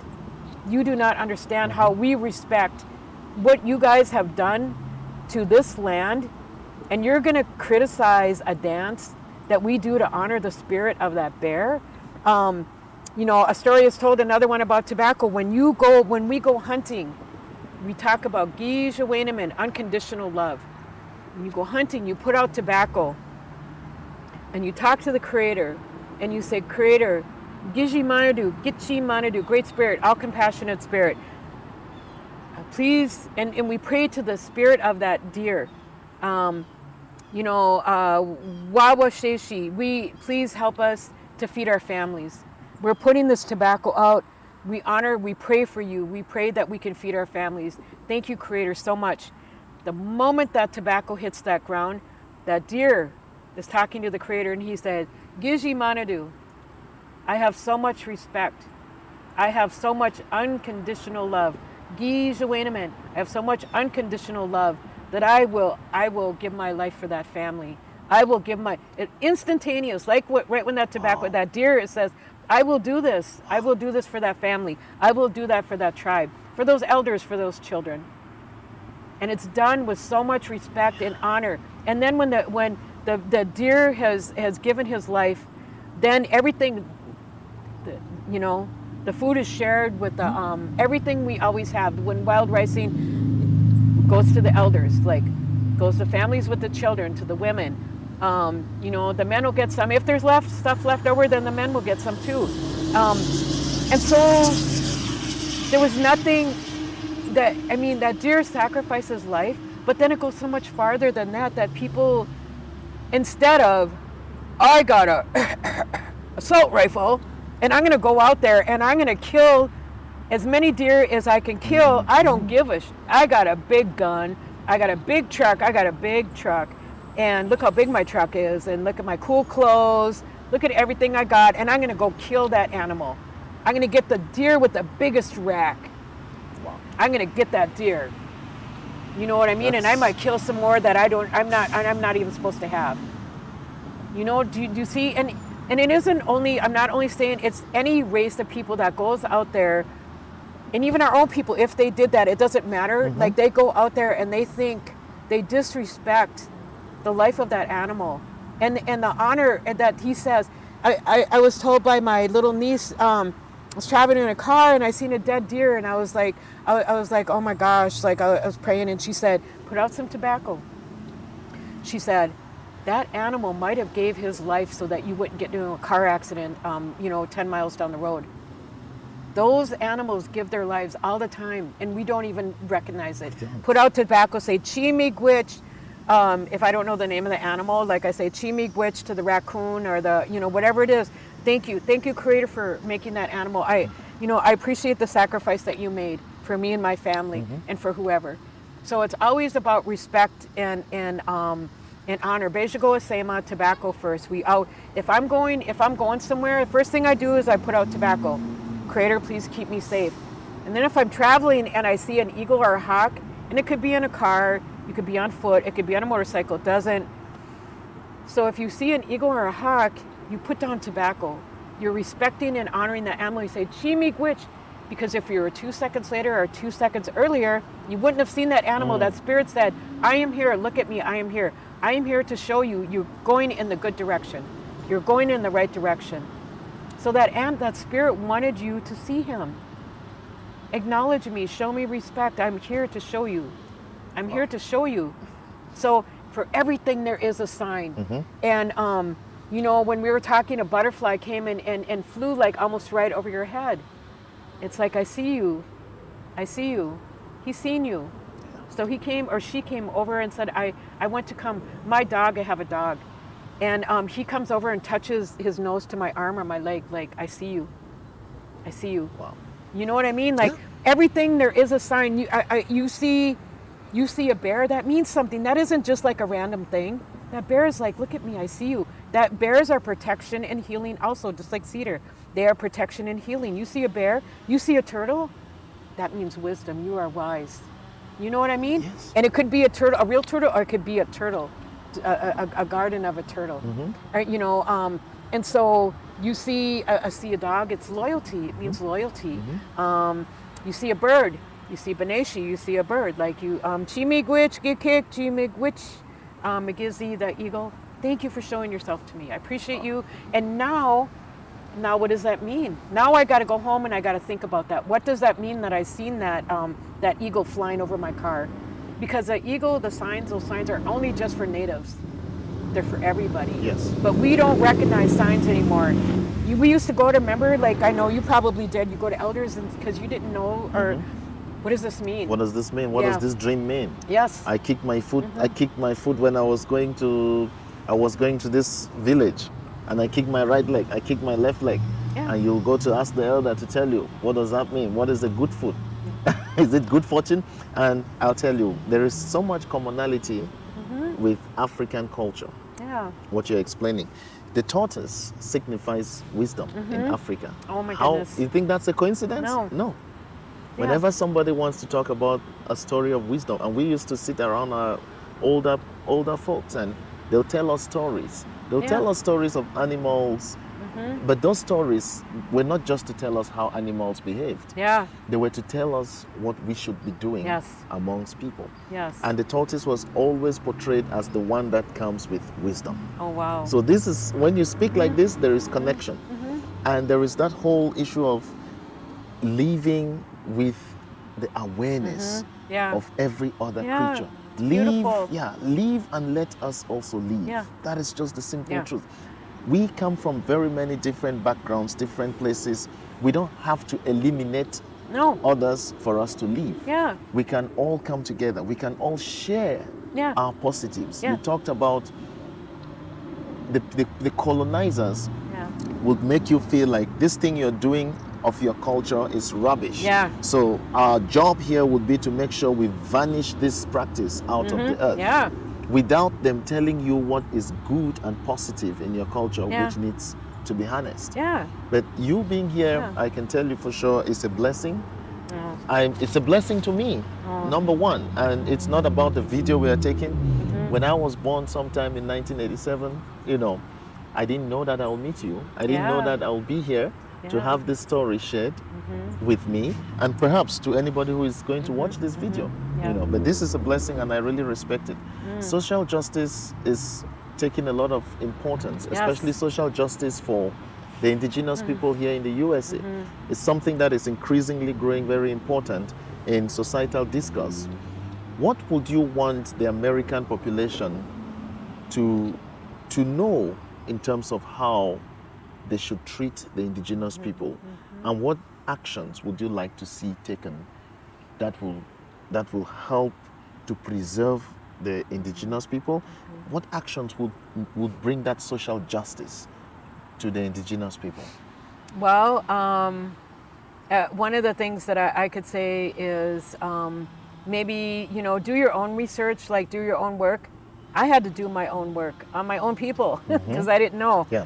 Again, 30 years old, and I just started learning about my own culture. Yes. My parents and, grandpa, uncles and aunties were protecting me. So what I would say is do the work, learn about your own culture, learn about your stories, and then do the work and to learn. Be it watching. You can watch. YouTube. You can go on there and learn some things. Some of the stuff that I learned, I learned it was middle of winter. I couldn't go anywhere, so I just started learning about the thunderbird on YouTube. And so, there's so many things. So learn your own history. I say, honor your ancestors, and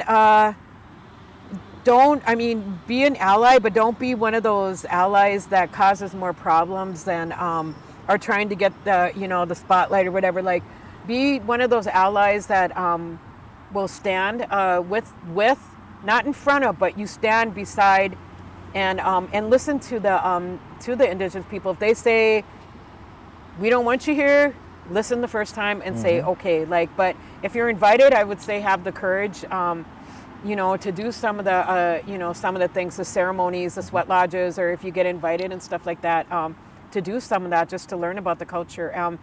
And go deep within yourself and self-reflect, and think about like some of the places that you get triggered. Remember that we are not the owners of this land. We are the caretakers, and we are taking care of it for our children and our grandchildren. I don't own this. This is a community garden, and I'm just responsible for taking care of it. This is for somebody else who wants to be a part of that. So, there are people, strong allies that I've had, white women and white men. Craig Hassel is a very good friend of mine, white gentleman, one of the most phenomenal, and he listens. He listens and he supports. So he gave us a lot of funding to help with this garden. So he went to the U of M and he's like, okay, look, I might have some, and he did the work for, and a white woman, first of all, hired me, even though I'm very super rebellious, they hired me. And then another white woman helped me fight for this garden for 2 years. Her name is Tammy McCulloch. She fought for this garden. So, to help go into those places, I told my daughter, she had worked in Hennepin County judicial system. She's got lighter skin than me. So, she's Native, of course, but fighting for those stolen children. So what happened is, I told her, I said, your light skin is not a privilege, it's a responsibility. I said, you can get in there into those courtroom spaces where people of color cannot get into. And if they do, the people that are white will shut right down. So I said, your light skin is a responsibility to get in there and fight for those children and get into places where other people cannot get into. And I've told this to white women too. I said, your white skin is not a privilege, it's a responsibility. I said, anything in your life that you see as a privilege, nope, scratch that, it is a responsibility. Yeah. And the more privileges you think you have, actually it's the more responsibilities that you have. Yes. To whom more is given, more is expected. Right. And we are placed kidding. We are placed in places not for ourselves. We are placed in places because there is a wider population that needs us to be there for them to survive. Yeah. So if we look at those, like you said, don't look at anything as a privilege. If I'm able to become a doctor today, it's not to be the 1 or 2% of doctors in the US, or that class of people in the US and say, oh, the doctors are eating, the doctors are dining. What is the true purpose of me being there, and how will it benefit more people, not just myself? So it's not about privilege, it's about responsibility. And thank you so much for bringing that up. I just want to run it really quick that We have the deputy governor of Minnesota. It's an indigenous person. Lieutenant Flanagan. Yes. Lieutenant Governor Flanagan. Lieutenant Peggy from Flanagan. White Earth. Yeah. Yeah. She's an Judy, indigenous person. she might be a governor here pretty soon. Pretty soon. Yeah. And is there progress? Oh yeah, for me it is. There have been so much challenges. There have been so much I can't even struggle imagine. to block I the can't. indigenous people I can't. from moving forward. I can't. There has been so much fighting to preserve Yeah. the heritage. You know, do you see progress? Oh my gosh, yeah. And you know what? She's still sweet. How do you do all of that? And you know what? Governor Walz went to a class at the neighborhood house that she was teaching. She was part of, I think there was a couple other people there too, but she was teaching, I can't remember what. But he went there to learn from her many years ago. Wow. So, she's still kind. She still has her heart. I can tell that. I don't know how, because even if you're like a mayor or you're a senator or whatever, like, you know, I got to do a opening ceremony again. Responsibility. So I got to do an opening ceremony for the National Association for County Commissioners, the board. So they came here to St. Paul, all over the nation, and I got to do an opening ceremony, and she was there. I got to say hi to her, and so again, like any place that I can get in, and I told all those leaders there, I said, this work is not for the faint of heart. Yeah. It is not for the faint of heart. If you don't have the heart, if you don't think with your heart, so for Anishinaabe people, we say, I respect all, but I fear none. None. Yeah. I don't start conflict, but I'm not running from it. Yeah. And if you do something greater than yourself, which every step you take, nephew, if you do something greater than yourself, you're always protected. That's always true. protected. That's true. So just to know that. And so I do respect all, but I don't fear anybody. We should not fear. Fear is not a positive thing. You can't have, teaching we have is you can't have fear and love in your heart at the same time. Yeah. It's going to be one or the other. There's no positivity in fear. So I know. respect, good. Yeah. Fear, no. Yeah. It's not. There's no positivity in fear, and nobody should be operating with fear. No. Right. Operate with a lot of respect. Yeah. And when you give respect, Yeah. you receive respect. Yeah. When you give disrespect, you receive disrespect. Yeah. Yeah. So that is very important. So the rest of the community, please, it's not enough for us to be here and try to ignore the history of this land. No. It's not enough for us to be here Right. and not make an effort to understand the culture of the indigenous people. So it's important that wherever you are, whatever you do, try as much as possible to put a part of the indigenous history Yes. in your project. Try as much as you don't have to look for funding for the Yeah. indigenous history, but acknowledgement, honoring that history is very important. And I think as a wider American community, that is a role we got to play. We've got to create spaces where indigenous people Yeah. can express their cultures. Yes. We've got to create many more medicine gardens. Yeah. Bring And healing is this back. the only one? No, there's other ones. This medicine garden though is the only medicine garden on Ramsey County property, and that's what made that person mad. Because there's a couple in Native organizations that have, or at least one that I know of that has a medicine garden there, but this is on Ramsey County property. Okay. How dare you put a medicine garden on Ramsey County property, 20 feet by 20 feet? So, I mean, and here's the thing, I thought it was going to be difficult, but the more I started getting pushback, I was like, man, this is a pretty big deal to It this is. guy. It Like, is. but it's a big deal that he doesn't want it. And I was like, okay, I got you. I'm a veteran. I'm a grandma. I'm going to fight. I'm not giving up on this. I don't care if I'm crawling into work every day. I'm gonna fight for this garden. Yeah. So, so this is this space is healing the land. It's healing people when they come here. There are people, staff here that work here that say they come out to this space and then just stand out here and heal. And I've told people, I believe this garden is a portal to the spirit world. So I've heard some sayings as above, so below, like.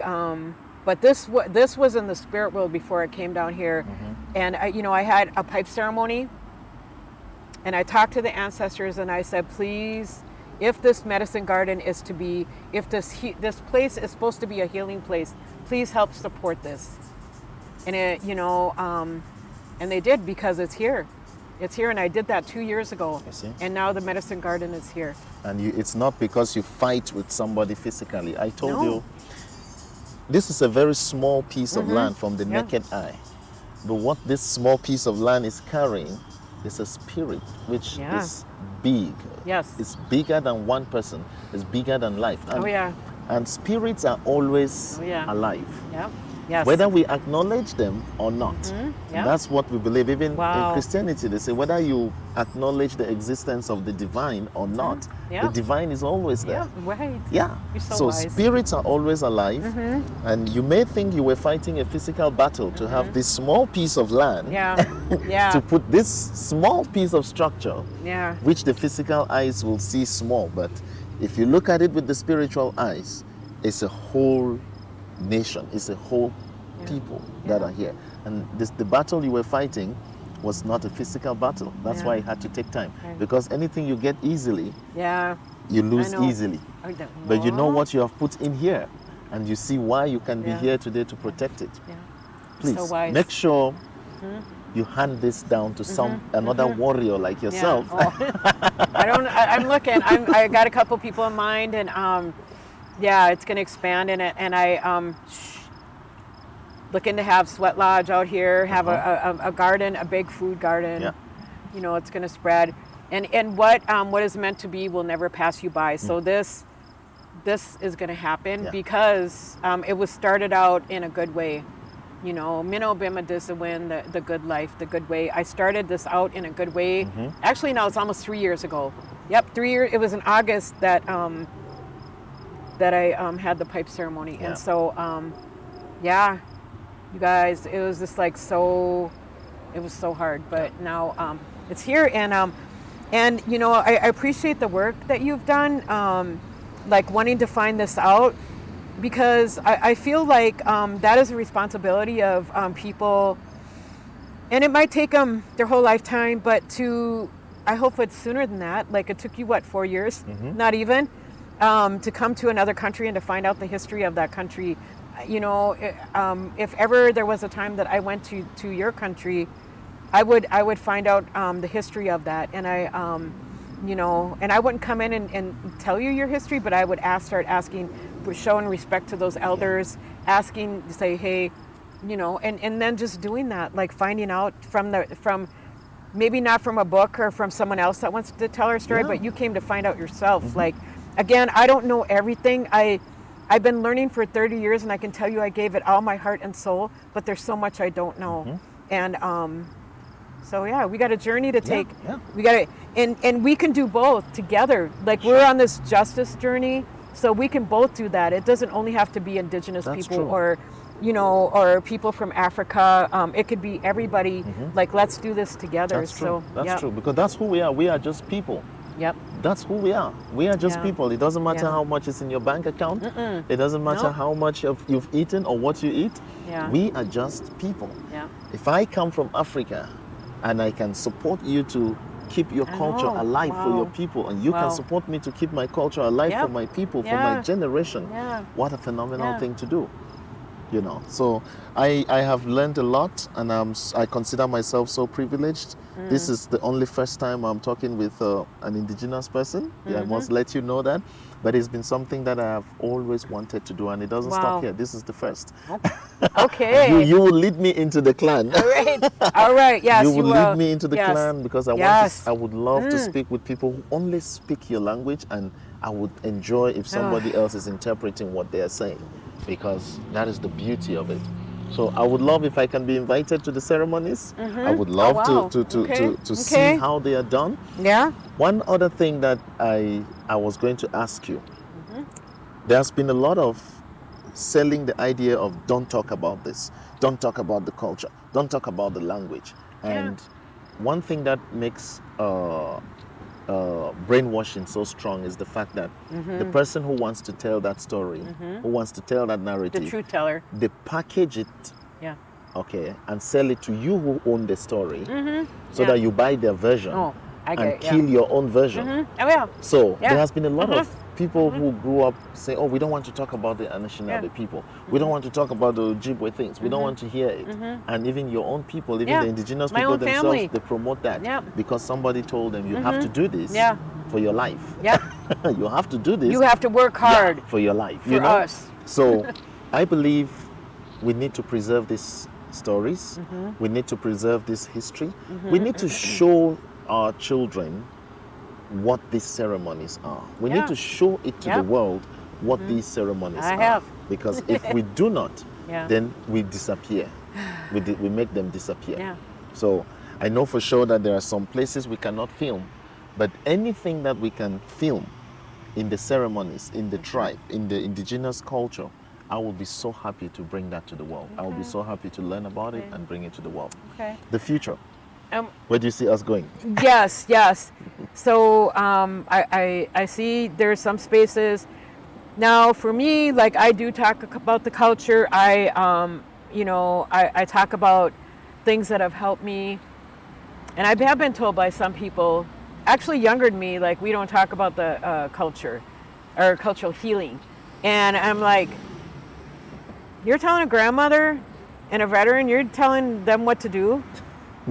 You don't have to. I'm not telling you you have to, but you can't tell me I can't. I've been told I can't from even my own family, for protection granted, but from men in my life, you can't talk about that. You can't do this. And then to have, people say, you can't talk about your culture and culture. I'm like, just watch me. Just watch me. So I can do what I want. You can do what you want. Okay? Like if I'm harming you personally, then you can come talk to me about it. But other than that, like people, that's like you said, like how things get packaged into like a fear-based, something that is fear-based, like you can't do this, you can't do that. And as a woman of color, I've been told that my whole life, and I'm tired of it. So I'm gonna do what I think is right. I'm gonna tell you, every morning I put out tobacco, and I pray to Creator every morning. I would say almost an hour every single morning. What do you want me to do for you today, Creator? What can I do today? And so I'm not just woohoo. It's another day. Yeah, just freaking out or whatever, But so I talk to the Creator and the ancestors every morning and ask them, what do you want me to do for you today? And then I go do what I need to do. And I'm a very thoughtful person. And that's why I know it is so important to talk about this and do this. There is a book, it's called the Mishomis book, and it talks about our history, our prophecies. And and the gentleman that wrote that book said, now it's time for all the colors, races of men, for everybody to know about this. And I'm sure he got a lot of flack for that. What are you doing talking about our culture? The Medeo and Lodge, like, well, how are you talking about these things? And but he did it. And I'm so glad, because all the things that I've learned from that, I can't even tell you. That's it. And I think people should embrace talking about it, writing about it, filming. Yes. Yes. Anyway. And take care of the secrets. But if you can bring me close to filming, then you show me what I cannot film. Yeah. I see that, Yeah. I remember. Yeah. And that's how I'll pass it to the next generation. Yeah. The filming that we're doing, you learned a lot about your culture by reading or watching, Immersing myself. Immersing yourself Yes. to it. A lot of and young... getting my rear end kicked, by the way. You see. Just saying. Okay, go ahead now. Yeah, no, I was just going to say, if there was nothing that you can read, watch, hear from, then the culture is lost. Yeah. So we need to embrace the fact that there are other ways that we can preserve our culture and Many tell ways. it to thousands miles away. There are other ways that we can package our culture, our stories, and tell them our way. Yeah. So let's make use of technology that is there. Yeah. Let's make use of development that science has brought to enhance our cultures. Yes. Because if we don't talk about our cultures, somebody will talk about it. Yeah. And they will talk about it in their own way. Yeah. And that will hurt worse. That will hurt what? So, I had a woman, a white woman, come up here to the garden, and she just rambled up here, and then I'm working, pulling some weeds out and stuff like that. And she goes, so where did your people come from? And I said, well, you know, Anishinaabe, we come from the East Coast. She goes, I didn't read about that. And I was like, okay. And then, and she'd been here before, and trying to tell stories about the Dakota people, and she was wrong.